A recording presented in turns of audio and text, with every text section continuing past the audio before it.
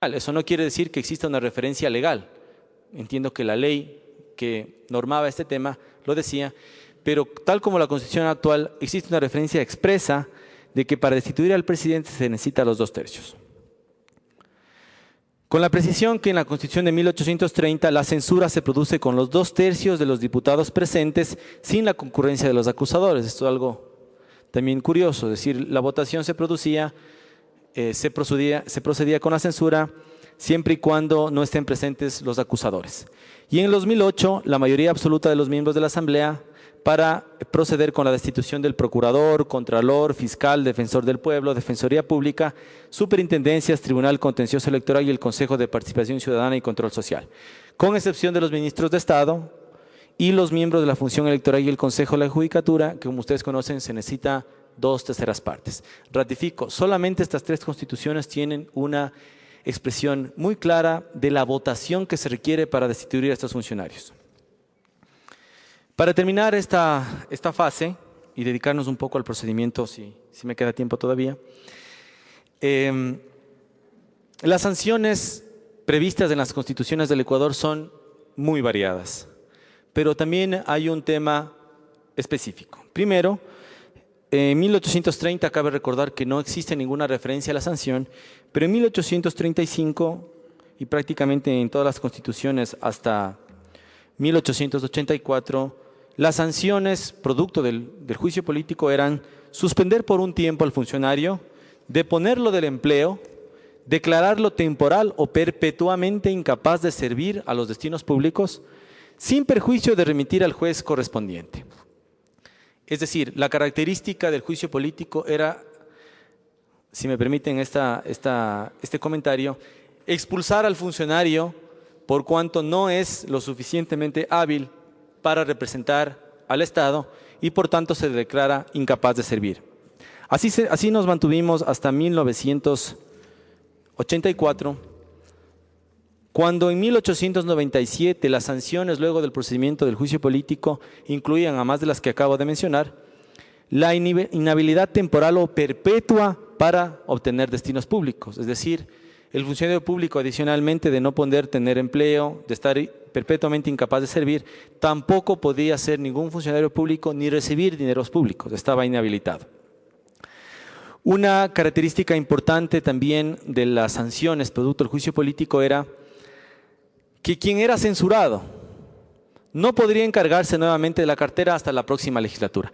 Esto, ustedes me dirán, es una contradicción y efectivamente lo es. Si yo estoy impedido perpetuamente de tener cargos públicos y tampoco de recibir dineros públicos, pues no tendría sentido de que la censura me prohíba ejercer cargo público hasta la próxima legislatura. Es decir, la sanción era temporal. Yo dejaba de ser ministro hasta la siguiente legislatura. Esta característica se mantuvo en la Constitución de Eloy Alfaro de 1906, bicameral también, de 1929. Y hacia 1979 se incorpora el concepto de destitución y en 1998 la censura y destitución. Una cosa importante, y muchos de ustedes que están aquí, y sobre todo algunos que han sido diputados y personas que han trabajado en la Asamblea, en 1998 se incorporó un tema que generó muchísima polémica en relación a que la censura y la destitución de cualquier funcionario público no requería enjuiciamiento penal para iniciar el proceso. Yo tengo en mente este asunto dentro de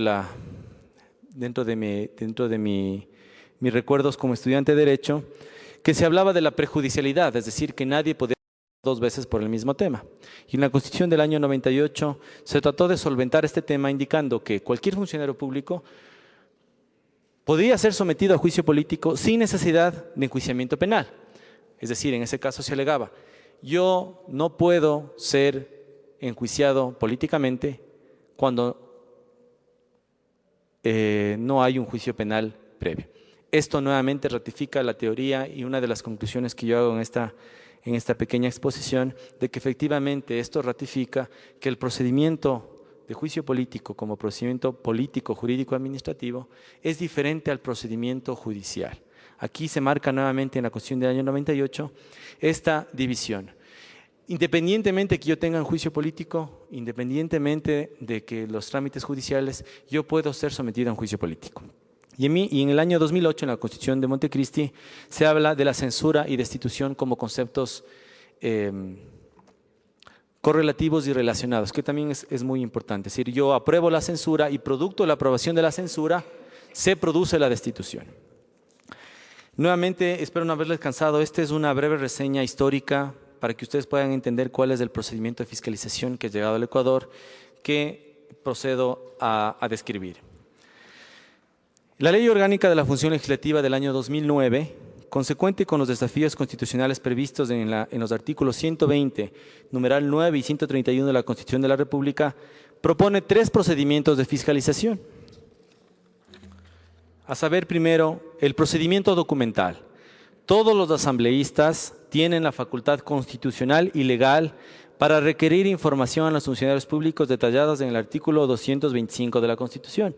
Aquí surgió varias inquietudes que son producto del análisis también legislativo de todos ustedes. Efectivamente, en el artículo 225 de la Constitución está claramente detallado cuáles son las instituciones del Estado y dentro de ellas, si no me equivoco, en el numeral 2 están los municipios, consejos provinciales, los gobiernos seccionales autónomos. Aquí existe la duda conceptual. Los propios municipios y gobiernos seccionales tienen, como su nombre lo dice, por ser autónomos, un procedimiento interno de fiscalización. Ya tienen ellos, es decir, el propio Consejo Municipal, el Consejo Interno, establece el procedimiento de fiscalización interno. Entonces, la Asamblea estaría invadiendo. Esta es una reflexión que les dejo, aunque es importante que en relación al procedimiento documental y de petición de información, podríamos aceptar que la Asamblea puede requerir al funcionario público, por ser funcionario público, de la información correspondiente, más no iniciar un proceso de censura y destitución, porque no es competencia de la Asamblea, no hay un trámite y un procedimiento exclusivo para eso, ya que los propios gobiernos seccionales tienen un procedimiento de fiscalización si ustedes revisan la ley del COTAD. Incluso la ley del COTAD es mucho más clara cuando dice que ninguna institución pública podrá intervenir en las actividades propias de los gobiernos autónomos descentralizados. Esta es una reflexión interesante. En el procedimiento documental, como ustedes conocen, el funcionario público tiene 15 días para entregar la información. Si no lo hace, el asambleísta requirente del incumplimiento pide al Consejo de Administración Legislativa para que éste a su vez lo traslade a cualquiera de las comisiones especializadas permanentes para que conozca el pedido y requiera al funcionario público por escrito complete la información. El funcionario público comparecerá en persona previa convocatoria y absolverá los cuestionamientos. Si la comisión considera que las respuestas son satisfactorias, archiva la petición. Caso contrario, solicitará al presidente de la República inicie el juicio político al presidente de la Asamblea, de acuerdo con el artículo 131. Me quiero tener un minuto y me estoy adelantando un poco las conclusiones por tema de tiempo, pero todos ustedes se preguntarán, y como una reflexión jurídica y política, ¿por qué razón interviene el CAL? ¿Por qué razón intervienen las comisiones legislativas en el procedimiento del juicio político? La reflexión me hago yo y comparto un poco las conclusiones que yo he tratado de hacer. El procedimiento del juicio político, así como el procedimiento de formación de la ley, es un procedimiento transversal en la institucionalidad de la Asamblea. Por ser inmanente a la propia Asamblea, los órganos de la Asamblea Nacional que crean la norma también participan en el proceso de fiscalización, no puede ser excluyente. Yo creo que en esto hay varias críticas y creo que la historia que yo de alguna manera he tratado de recoger aquí nos da la razón. Es decir, no podemos excluir a los órganos de la Asamblea la corresponsabilidad, tanto en la creación de las normas como en el proceso de fiscalización. No es el sentido o la razón de que las instituciones o órganos que participan en el proceso de fiscalización de interrumpir el proceso de formación de la norma. Yo les diría que esta es una disposición espejo. Para crear una norma participa el Consejo de Administración Legislativa, que es un ente único y propio de la Asamblea Nacional en el Ecuador, que podemos conversar de él también. Participan las comisiones legislativas, que son las que construyen la norma. Participa el Pleno de la Asamblea Nacional, participa el presidente de la Asamblea Nacional. En el proceso de fiscalización se produce exactamente lo mismo. Participa el Consejo de Administración Legislativa, participan las comisiones legislativas, el Pleno y el presidente de la Asamblea Nacional. Me parece que por un principio básico es necesario que reconozcamos que esta institución tiene una esencia eminentemente democrática. La Asamblea tiene órganos, Los órganos representan a cada una de las instituciones y ellos participan tanto en los procesos de formación de la ley como en el proceso de fiscalización. He descrito ya el procedimiento documental de fiscalización, pero también hay el proceso de investigación a cualquier funcionario público. Esta es una institución, permítame decirlo, independientemente de la función que yo ocupo actualmente, como una reflexión eminente académica, muy poco utilizado en la Asamblea Nacional.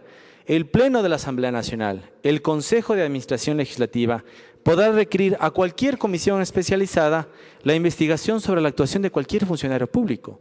Es una norma muy abierta, es una norma muy amplia. Es decir, el Pleno, el máximo organismo, el Consejo de Administración Legislativa, puede requerir a cualquier comisión, ustedes ven y ratifico lo que acabo de decir hace un minuto, el Pleno, el máximo organismo, el Consejo de Administración Legislativa, una representatividad política, puede pedirle a una comisión especializada que haga una investigación a cualquier funcionario público sin limitación alguna.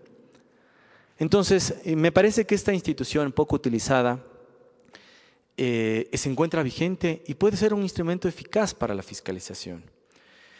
Y el tercer ámbito que todos ustedes conocen es el enjuiciamiento político de los funcionarios públicos. Esta descripción que yo les hago del procedimiento vigente en la Constitución del año 2008 es para que ustedes puedan reflexionar acerca de que esta institución tiene muchísimas alternativas para ser efectiva. La Constitución en el artículo 131 define con absoluta claridad quiénes son las personas que son sujetos de juicio político. No voy a repetir para cansarles más, pero en definitiva, así como lo mencioné al inicio, solamente la Constitución del año 1830, la 1998, y esta determina a quién se fiscaliza y que se necesita 2/3 partes para el juicio político. Una característica importante como procedimiento y que efectivamente se inicia, si mal no recuerdo, en la Constitución del año 79, es que el procedimiento era absolutamente independiente, es decir, llegaba un diputado, un legislador y presentaba a la Cámara la petición y seguía el trámite pertinente. En el procedimiento bicameral, de igual manera, existía una petición, no solamente el diputado, como les dije hace un momento, cualquier persona privada, cualquier corporación, pedía a la Cámara de Diputados, analizaba y se procedía con la acusación correspondiente para análisis del Senado y luego la resolución del Pleno de las Cámaras.